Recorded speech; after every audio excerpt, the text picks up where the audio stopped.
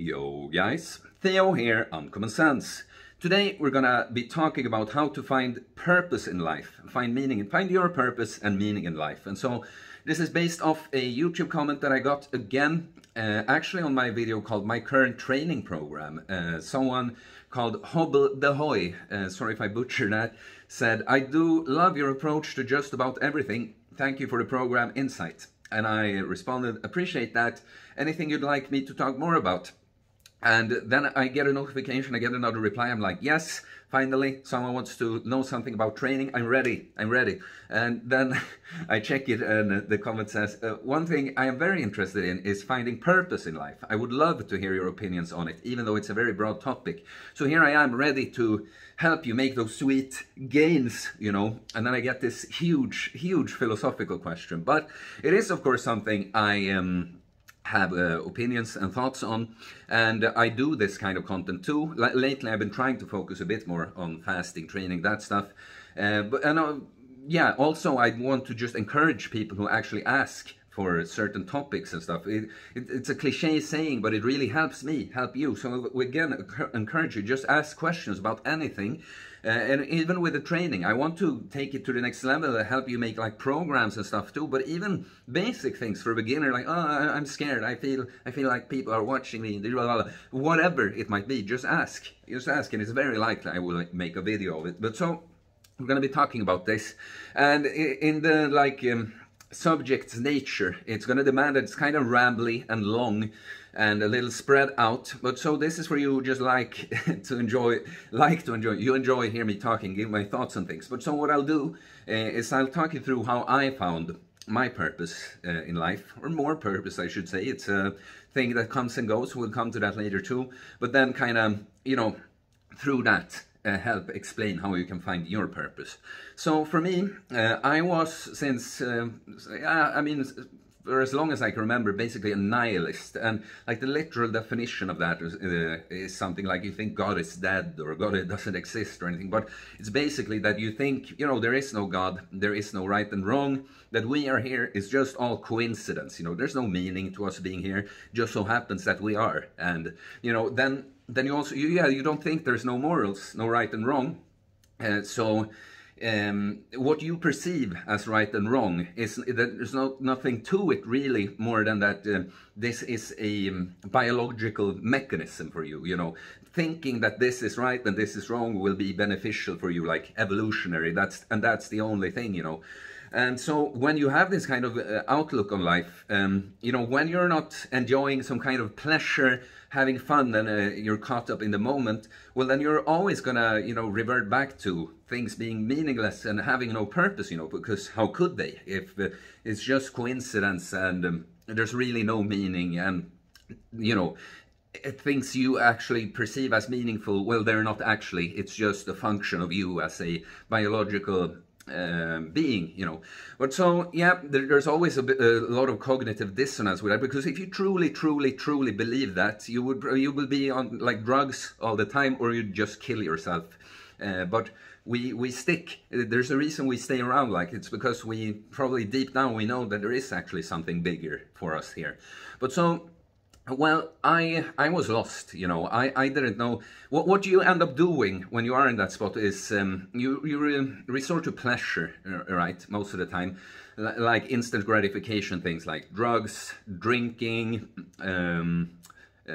trying to hook up, you know, get laid or watch porn if you can't, or you're just so into all this pleasures that you do both. You binge watch TV series, scroll on the phone for hours and hours, you play video games for many hours in a row just because, you know, it's just about, if it's not really any meaning here, it's just about, you know, it's nicer to experience pleasure than suffering or being bored or whatever, you know.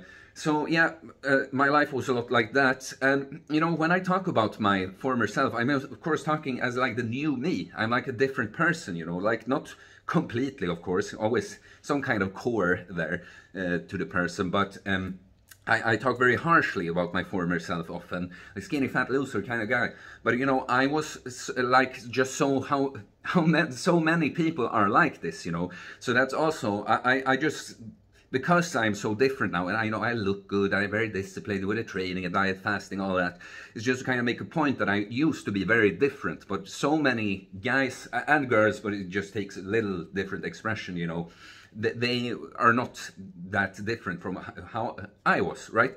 So, yeah, I had no idea what I wanted to do for a living, you know, like, what am I going to do here in the world? But the one thing I knew was I've always known that I was smart, you know, like school was easy for me until you had to like just study at home and memorize a bunch of things by heart, and that was basically all there was to school. Like the majority of school was just learning things by heart so you can write them down on the paper or the test, you know.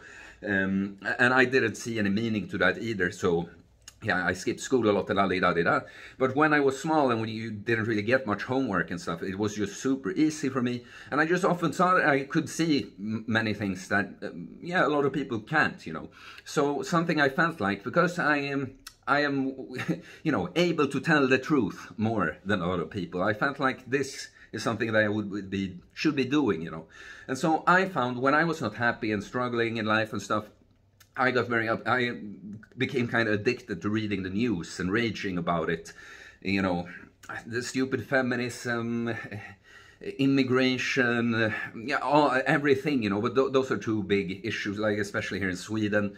You know, I kind of, I'm not going to go into specifics about those topics, but, you know, I feel differently about it now, because it's often if you're mad at something in the world, it's really always a projection. Nothing in the world can really upset you that much. Like, you can see something and think it's wrong, but that you get so emotionally angry or whatever about it, that's just you're projecting the chaos and terror you're feeling within you on something outside of you. But, you know, there's of course a lot of fucked up things that are going on in the world, and I felt like I could see a lot of them that many people couldn't. And so what I came up with, like, okay, I started to be a journalist then, because the journalists are fucking idiots, and they, for the most part, just deceive people, and yeah, make them stray even further from the truth, you know. So if I can enter that with another perspective, that would be great, you know.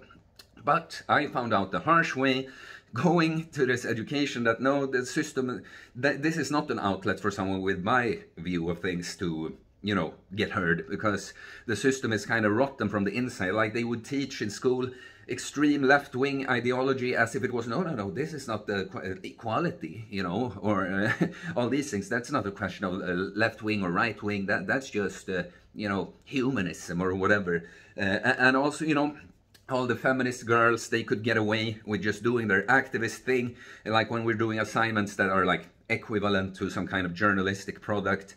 Yeah, they could do that, and it's like, oh, good, great job. And if I want to do something, or even dare to, by the way, because I was more of a coward back then, try to do something I thought was important, it wasn't really allowed, you know.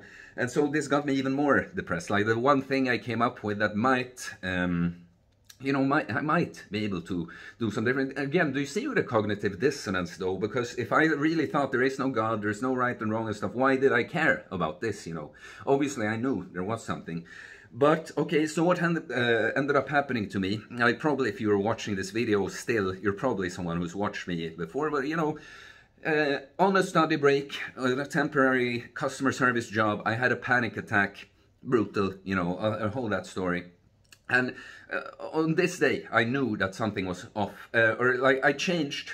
I didn't change into who I am today right then, but a huge change occurred immediately, because I realized that, okay, I've been depressed, I've been excited, I felt like things are kind of meaningless, there's no point to life, and I thought that was just who I was, you know, that I was just born this way. But when this happened, I realized that no one, I can't just have been predestined to make this happen, you know.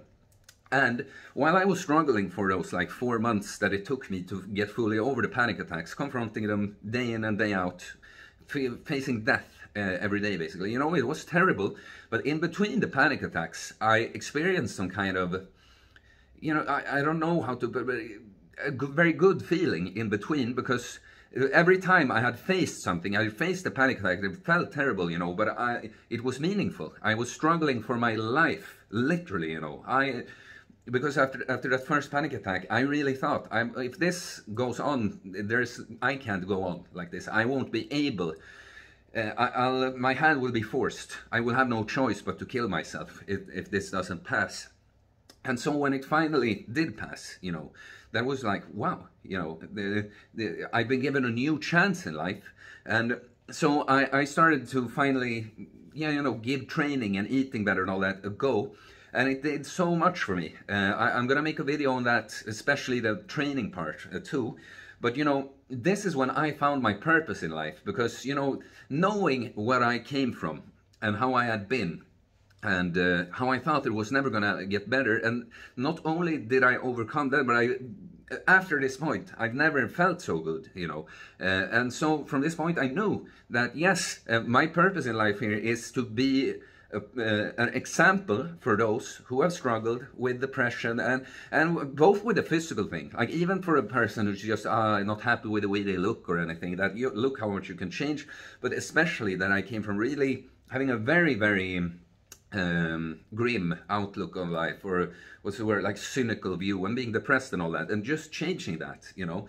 And so, yeah, both being an example in that way, but it also turned out, you know, that I am really good at the actual, you know, technicalities of training, dieting, fasting, all that. And so, yeah, that's what I ended up with, and I felt like I've had purpose ever since. And so I'm gonna come to where I'm gonna talk a bit more generally about it, but this was such a huge change for me that for like the first 2 years after this point, I basically didn't experience any feelings of being depressed or really anxious. Like I could be a little stressed over something at times, but that was basically it. Because it was such a huge uplift from what I had been doing and feeling earlier in life. Then some concrete, really difficult things happened for me in life that yeah, made me feel depressed and have anxiety and all that again, you know. And I learned a lesson from that. And, oh shit, apparently it's never going away completely, you know. Oh, that's right. The tough things, life is life. You know, it's not just joy all the time. There is a lot of suffering in life involved. But I now have my the thing about having a purpose, you know, it's like, of course, you can't always be 100%, and it's okay, and you're allowed to be depressed and down and mourn things if someone, you know, close to you died or whatever. That's all fine, you know, to not be able to deliver as much always. But if you have a true purpose, you know, you see it as a duty, you know, and it helps you rise above that at times. Like there's some things I would never do, even if I got super depressed, like just check out on my clients or whatever. No, never, you know. I would if it was that bad, I would tell them, you know what, I'm dealing with something terrible now, sorry if I'm not as available for the next few days. But that has never really happened either. I will always be there for them, you know. And it's like with my training, it's not, like it is an actual practice that it helps me with mental health and I feel better from it, but it's also that I see it as my duty to be the person who uses the training for my mental health, for you guys to see, so that you get inspired to do the same. Do you understand? That's why my training, like first time I started feeling anxiety when I had it in years, that was the first time I didn't really feel like training, you know. Because I didn't feel like being around people, but it was still, it had been so ingrained in me now that this is what you do, you know, this is what you do. Remember the last time you felt really bad, this is what saved you, you know. And it's not that, again, like yes, I will actually myself feel better from the training, but it's my commitment to this. I can't, not because I'm afraid of being seen as weak by other people or anything, but it is my purpose, it is my duty to show that this is how I fucking deal with life, and you could do it too. Do you understand? So, the thing is, we come back to I of course have found a belief in God. I should maybe have mentioned that earlier in the video. And if you get like God, if you get like that, just replace it with nature or a higher power or whatever. It's really a sign of the times that so many people get all the like, you can deal with the word God. Like, understand if it's some Christian or like Muslim fundamentalist talking about it, like, and you don't agree, like, but it's not, I just like to use that word, but you think it's like just being the opposite of a nihilist. I believe in that higher power, in God, and in a right and wrong. When you realize there is good and evil and right and wrong in the world, then you have two choices. you can either be a force for good or a force for evil in the world, right? And so I would say, in finding your purpose, it will always have to do with being a force for good, you know, just helping people. It can be done in many different ways. Mine is, of course, as I explained, just being an example for all the things I talked about, but actually helping people with their training and diet and fasting, all that, you know. That's my purpose. And yeah, it wouldn't have to be like I do my practice my purpose as a profession, you know.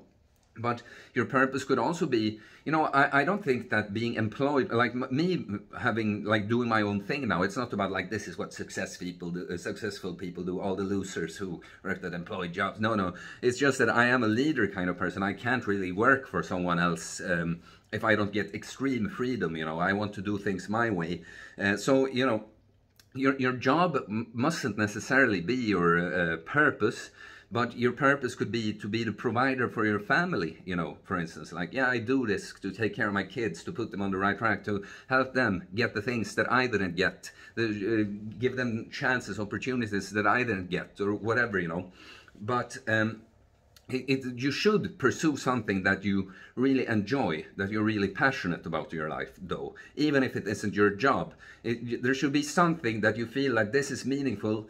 Through me doing this, I am contribute to the world in a positive way, you know, because that's again, we're not here like being like me with my training, for instance. Of course, I have some like ego reasons for it, like I want to feel good. Yeah, I like the way I look from it and stuff.